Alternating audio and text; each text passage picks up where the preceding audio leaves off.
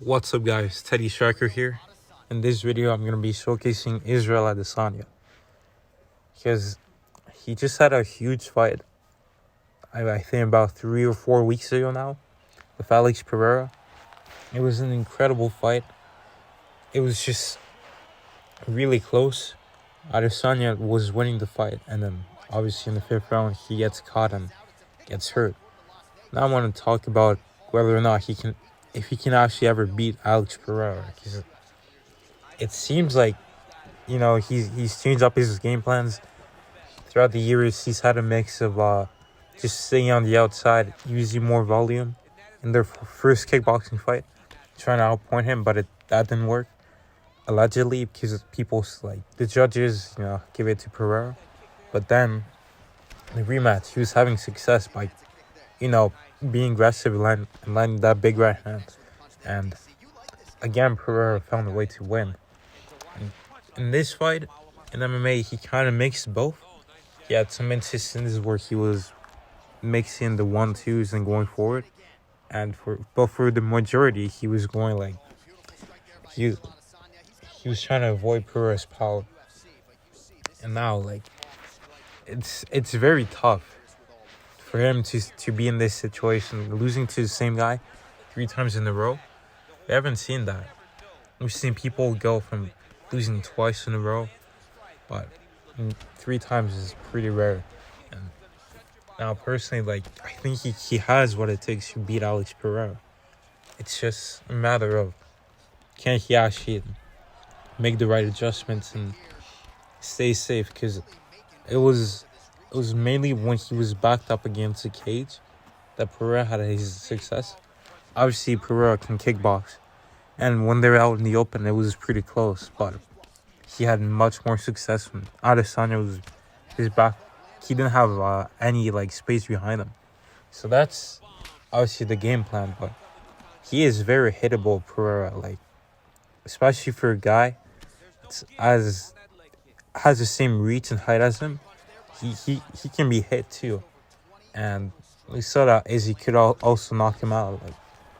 It's just with the shot that with a right hand and a shot that he didn't necessarily see coming, but Pereira can knock him out with just by touching him with either hand, or rock him at least. But this is more gonna be a mental battle. Because I do think Israel has the skills, but overcoming someone beating you 3 times in a row, where you've had 3 different instances, and he just manages to beat you.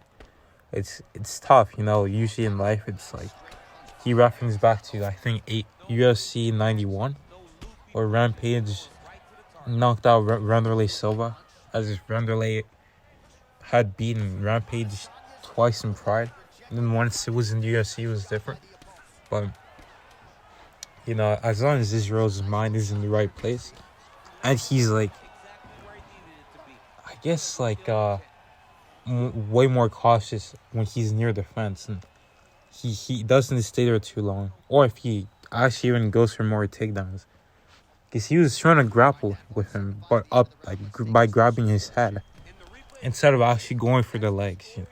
If he try to duck down into him, he could have avoided some damage. But we can sit here all day and say what he should have and what he shouldn't have done.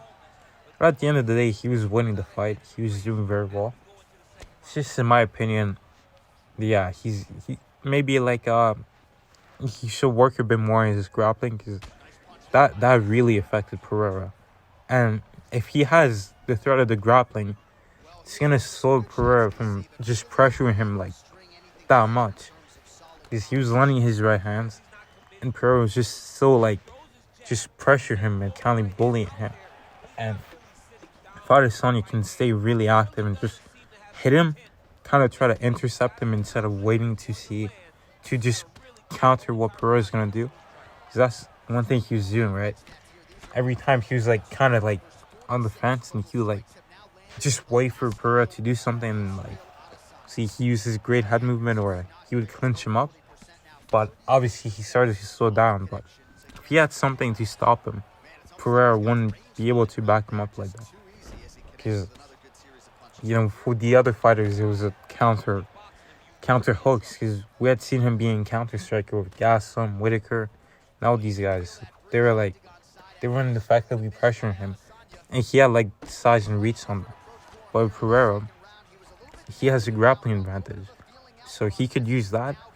Instead of just going for trips in the clinch, go for your regular takedowns. Even if you're